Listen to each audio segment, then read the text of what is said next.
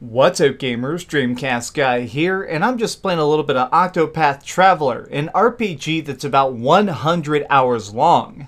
In order to review this game, it took lots and lots and lots of nights spent just playing this until I could barely keep my eyes open, but reviewing it was really fun. But I've also seen some other reviewers kind of murmuring small complaints about just the sheer amount of time it can sometimes take to beat a game, and some people asking the question, is it absolutely 100% necessary to finish something in order to talk about it? And I want to kind of weigh in on my 2 cents because I've actually reviewed, I think, probably about 100 games now, and in that time I've had a blast. I've played some good games, some terrible stuff, and really had to dive deep on a couple dumpster fires. And through all that, I've sort of gained a different kind of appreciation for what goes into a game. And the reason for that is because I make it a point to completely finish every single game I pick up.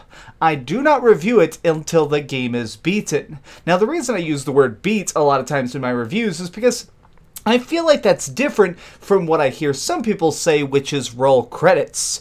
People will say that they saw the ending and so therefore they put the game down and they've moved on. And I feel like, especially in modern gaming, that's not really the same thing anymore. A lot of games have a secret ending or some sort of giant extra reveal that can happen after the game is through. And I feel like if you want to properly review something, you absolutely need to do that. It's possible to finish Octopath Traveler relatively quick if you skip a ton of it. Yes, I'm actually being serious. It is completely possible to just run essentially straight to the last boss, beating just 4 or 5 major encounters, and then you can fight it. You could probably beat this game in about probably 35 hours if you leveled up properly, but I feel like that completely ruins the enjoyment, and so therefore I feel like in order to properly review it, you need to finish the game, find the hidden side quests, and get the true final ending. Now, the reason I sort of say this is because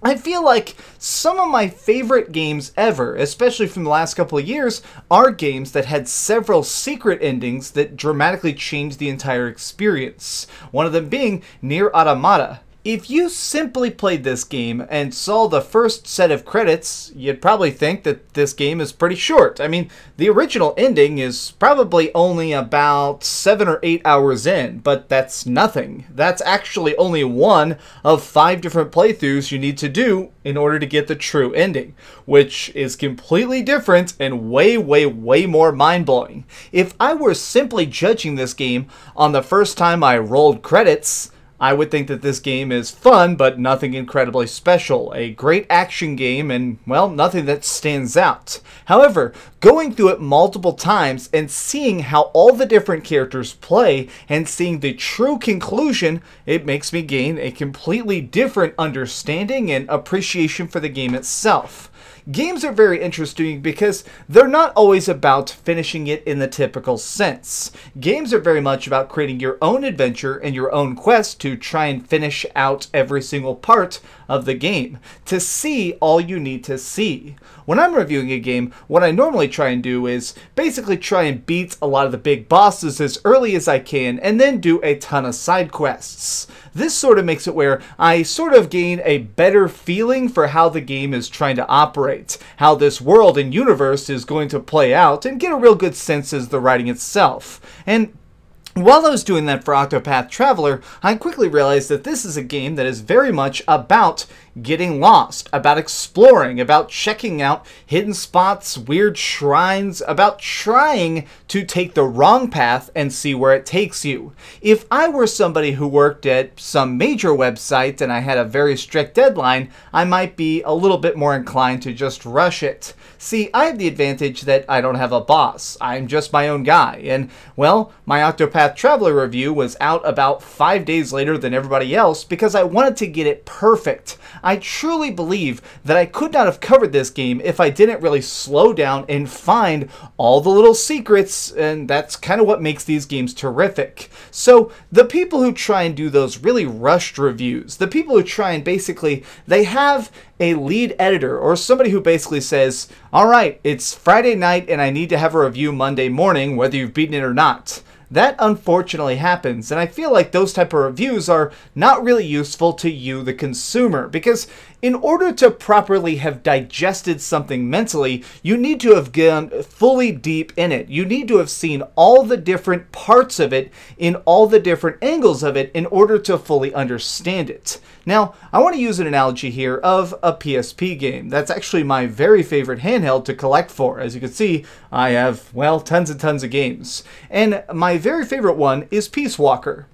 Metal Gear Solid Peace Walker is a masterpiece. There's no two ways to say it. It is super, super fun. It's tough. It has cool voice acting and like comic book cutscenes. It is spectacular. But something that really struck me about it is that it sort of kind of made me get challenged by my concepts of what I thought a Metal Gear game could be and also what I thought stories should be like. This game is very, very hard to find the true ending because it doesn't really sort of explain itself. When I first completed this back on the PSP, I was a little bit lost because when it was done, it sort of just leaves you with a giant cliffhanger. You beat the last boss, everybody sort of celebrates, but the ending credits said to be continued. Something that was quite shocking to me because the game clearly meant to be very, very total. There's not going to be DLC for a freaking PSP game, so what did that to be continued mean? Well, it turns out that what you're supposed to do is continue upgrading your base, finding all sorts of parts for your own personal Metal Gear, and eventually you'll see a new ending and a new boss shows up, which I won't spoil because even though it's been so many years, that game's so spectacular, I think everybody should play it. By the time I saw the actual final real conclusion, it melted my brain and seated itself as my absolute favorite PSP game. It's not just that it was surprising, it's that it managed to be different. It really tried to do something very experimental, and it trusted the gamer to go to those links to try and ask questions and figure stuff out and try missions over and over again until eventually they stumbled upon the correct answer for themselves. If you were a reviewer who was on a really strict deadline, you probably wouldn't have seen that. You would have just blown up the final robot and went, okay, that's it, write my review, turn it into my boss, get the next project. You would have ended up missing out on one of the most spectacular handheld cutscenes ever made. So this is kind of my thing, and the point I really want to drive home is that I feel like that there is a very clear distinction between the difference between beating a game and playing a game.